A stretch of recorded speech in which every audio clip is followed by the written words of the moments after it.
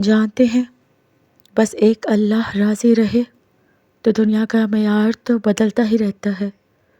جس نے اللہ کی رضا پر آمین کہا، اللہ بھی پھر اس کی رضا میں راضی ہو جاتا ہے، اور جس کی رضا پہ وہ راضی ہو جائے نا، اسے نہ تو آپ ڈال سکتے ہو اور نہ ہی میں۔ اور پھر جب ہم اللہ کی رضا میں راضی رہنا سیکھ لیتے ہیں نا، تو ہر لمحہ کن کا لمحہ بن جاتا ہے۔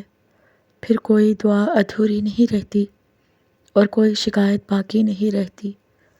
سنیں، آپ کبھی کبھار تنہائی میں بیٹھ کر خود کے بارے میں سوچا کریں کہ اللہ پاک آپ سے راضی ہے بھی یا نہیں۔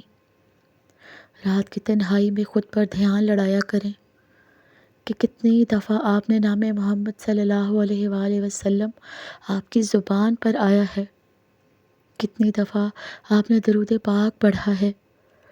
آپ سے دن بھر میں وہ جو اللہ تعالیٰ ہے نا، کبھی کسی غیر یا ایسے انسان کی زبان پر اپنے محبوب کا نام آنے ہی نہیں دیتا جس سے وہ ناراض ہو، دنیا داری میں ہی الجھائے رکھتا ہے اسے۔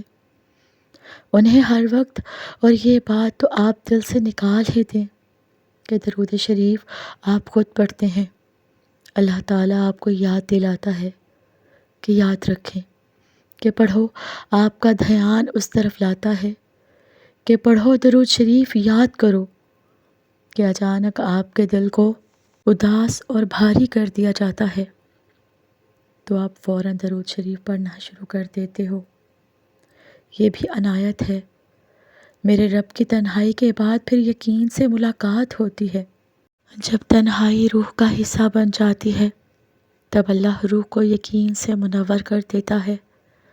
ہر اس بات کا یقین جسے عام شخص دیکھنے سے قاصر ہوتا ہے، اللہ تعالیٰ کی موجودگی کا یقین، اس کی مصلحتوں کا یقین، اس کی رضا کا یقین، اس کی محبت کا یقین، اور اسے دیکھنے والی آنکھوں کا یقین، سانسوں کے یہاں سلسلے کا یقین، لا حاصل کے حاصل ہونے کا یقین، ناممکن ہے ممکن ہونے کا یقین، وقت کے گزر جانے کا یقین، مسکراہٹوں کے لوٹ آنے کا یقین، موت کا یقین، اور پھر موت کے بعد اللہ سے ملاقات کا یقین۔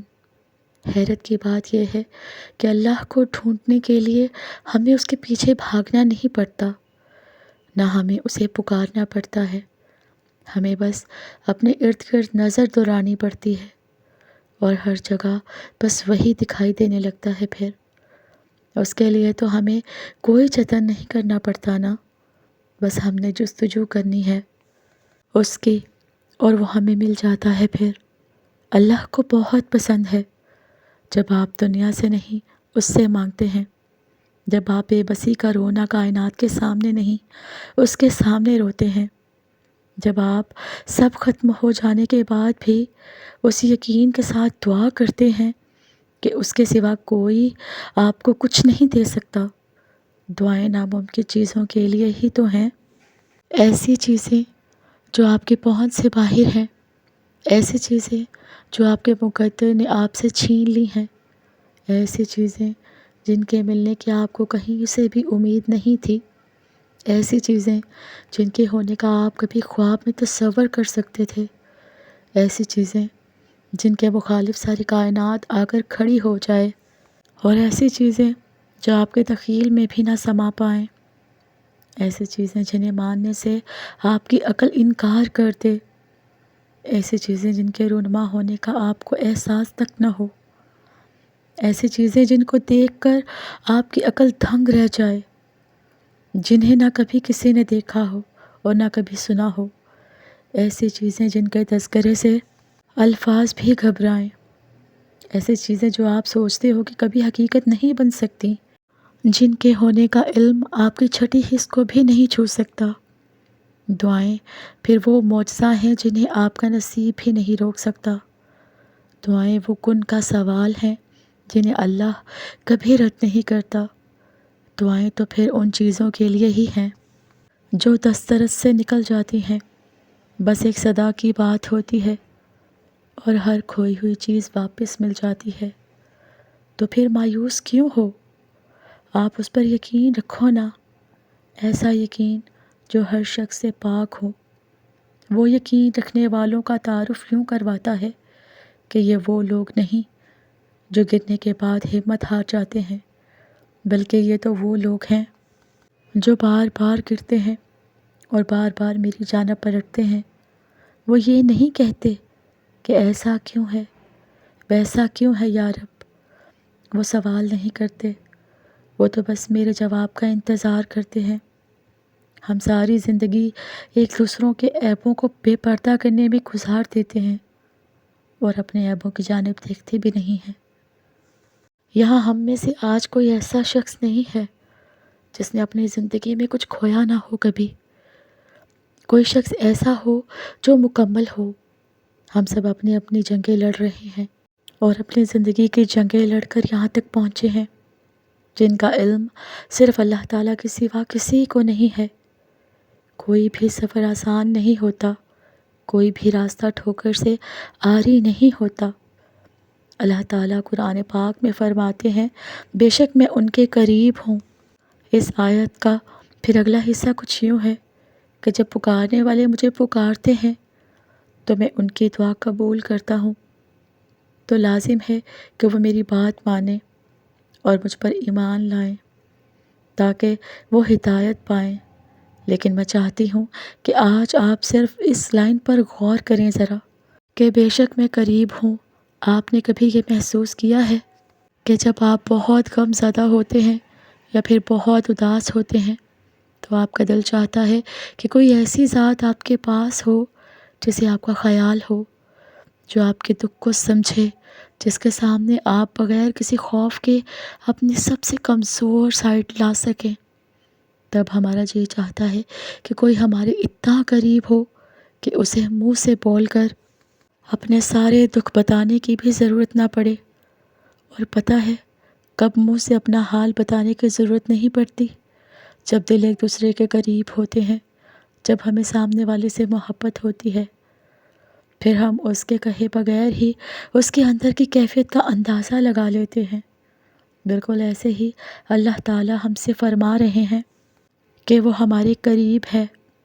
ہمیں اسے اپنی بات سمجھانے کے لیے یا اپنا دکھ بتانے کے لیے لفظوں کی بھی ضرورت نہیں ہے۔ ہمیں اسے اپنا دکھ دکھانے کے لیے آنسوؤں کی بھی ضرورت نہیں ہے۔